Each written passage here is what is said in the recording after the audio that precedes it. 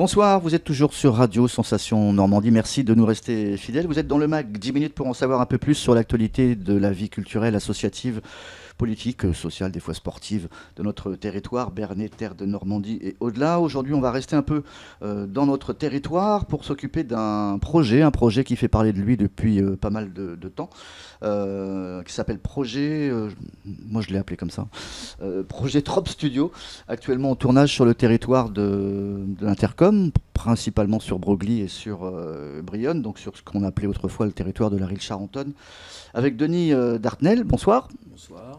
Et Frédéric Lesca, bonsoir. Bonsoir. Je ne suis pas trompé, c'est bien Fred et c'est bien Denis. Dans le bon ordre. Ok. Vous êtes producteur-réalisateur, on peut dire ça? Pourquoi pas, ouais. Ouais. Denis va s'approcher un tout petit peu de son micro.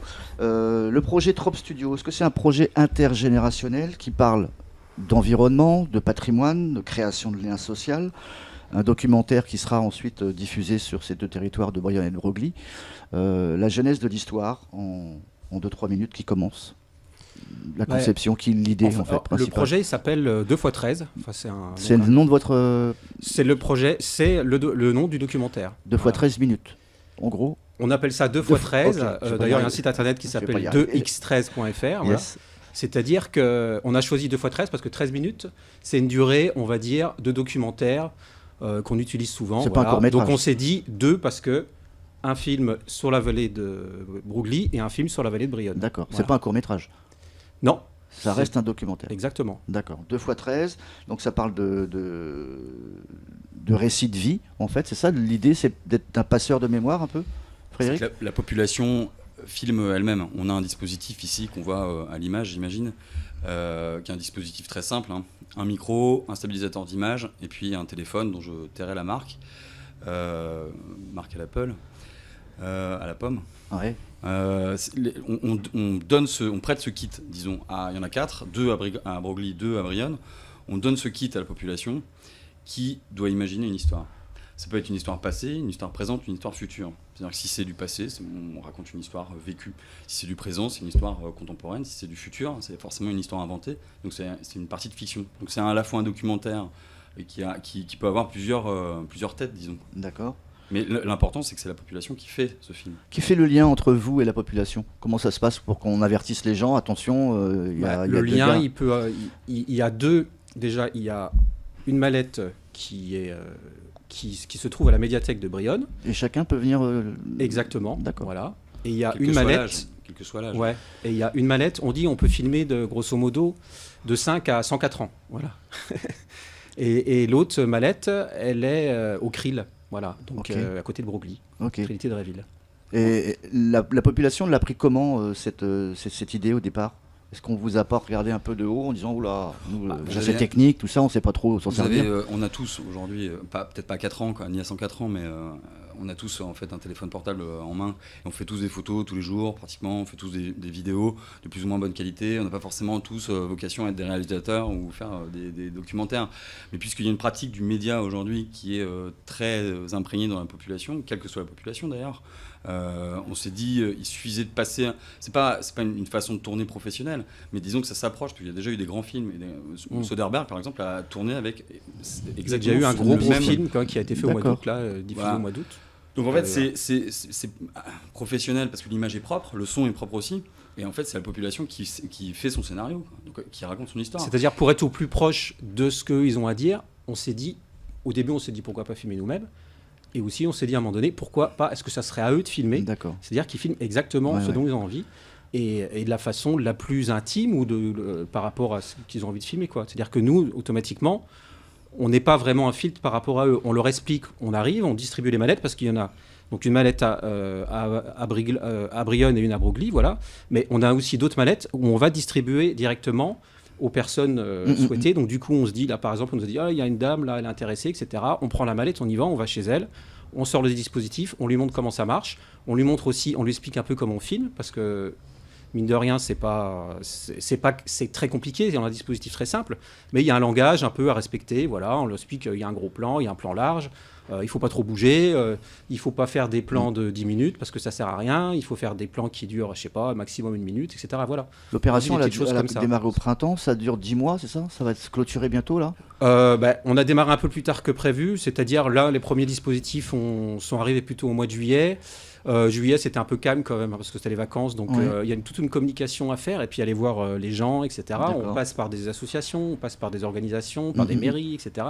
Donc c'est vrai qu'au niveau, pour pouvoir toucher les gens, c'est pas simple. Quoi. Mais 10 mois, c'est votre base? Vous venez de tourner sur un an à peu Alors, près? ça se termine grosso modo fin avril, début mai. Voilà. Ouais, pour une livraison, disons, d'un film monté, présentable, au début de l'été, quoi. D'accord, donc c'était en fait le but de ma question. Tous ces petits bouts de 2x13, entre guillemets, qui vont être ensuite assemblés pour faire un unique film? Exactement. Qui va représenter la vie des deux vallées. Exactement. Et il y aura quand même, qu'il faut savoir, plusieurs étapes, c'est-à-dire que tous les mois, il y a sur le site internet, sur les réseaux sociaux, Instagram et Facebook, on va diffuser toutes les vidéos qui sont filmées par les personnes, on va diffuser des petits morceaux. D'accord. Bruts ou un petit peu assemblés. Faire du teasing. Ouais. Mais c'est-à-dire que toutes les personnes qui ont eu le dispositif entre les mains, on va retrouver quand même une partie de leur image sur Internet.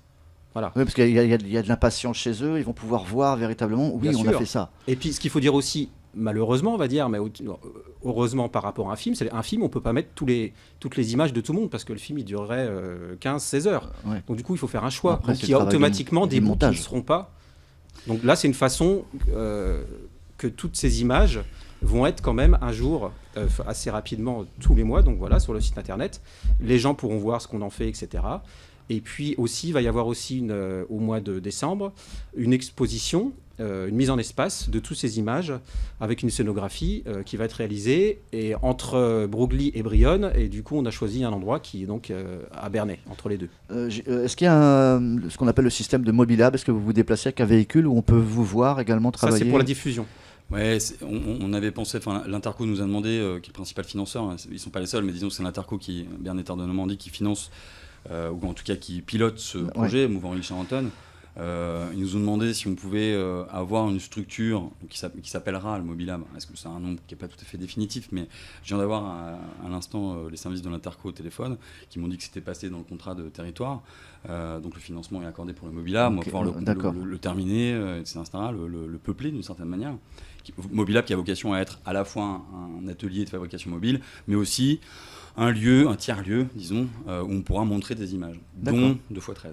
Nous, c'est vraiment d'être mobile. De se rapprocher de la population. C'est-à-dire, on va vers les gens. Et d'ailleurs, tout le projet de 2x13, c'est ça. C'est-à-dire, on va à la rencontre des gens. On pourrait imaginer le studio de Radio Sensation soit un jour, là d'ici, je sais pas, au printemps 2019, soit embarqué dans le Mobilab et puis que vous décidiez d'aller faire. D'accord. Je note, il y a une date. Comme vous voulez, on est dispo. Non mais c'est vrai, franchement. C'est ce qui m'amène à cette question. Nous, en tant que média radio, on fait ce qu'on appelle des ateliers radio où on va dans les milieux scolaires. Est-ce que vous avez aussi l'idée, pourquoi pas, d'aller vers les enfants, les scolaires, pour leur présenter la façon de travailler? C'est déjà le cas. C'est déjà le cas, vous le faites aussi? Bien sûr. Donc c'est soit carrément au collège de Broglie, au collège de Brionne, au lycée Bois-Marc. Voilà, c'est-à-dire il y a automatiquement ça. Et en plus dans les médiathèques, des fois les mercredis, les samedis, etc. On est là avec le dispositif, on montre aux jeunes, etc. On peut faire ça. Leur expliquer qu'avec une caméra, on peut faire un film, quoi. C'est peut-être un message à adresser aux jeunes qu'ils se sentent libres de prendre un dispositif. C'est pas pour eux spécialement, mais qu'ils se sentent libres d'en prendre un. Est-ce que vous êtes exprimé avec? Est-ce que vous êtes tenu aussi derrière d'avoir cette espèce de sécurité, d'éducation aux médias? Attention, on ne fait pas n'importe quoi avec ces outils-là, etc. Non, parce qu'on est professionnel, donc on sait un peu ce qu'on enseigne entre guillemets quand même. Voilà. Ouais, c'est vrai qu'on est à l'époque un peu du selfie. Les ados ont tendance un petit peu. Il n'y a plus trop de filtres à l'image.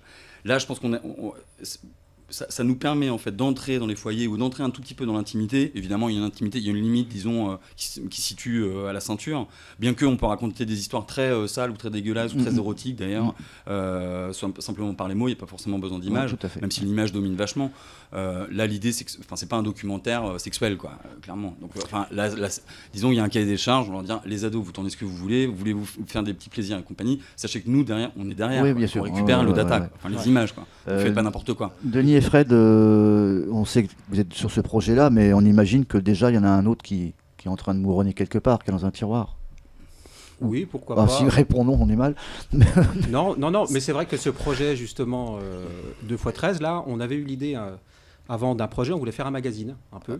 C'est-à-dire, tous les mois, grosso modo, on voulait aller à la rencontre des gens, etc.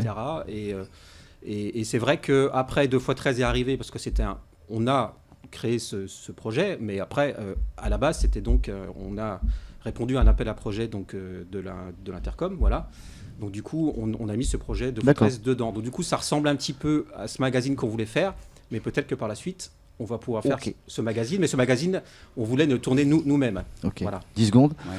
On est une boîte de production du visuel, donc en fait, chaque projet, on peut nous contacter. On peut et on vous contacte justement où pour clôturer trop-studio.fr. Trop, c'est un seul P. TROPE.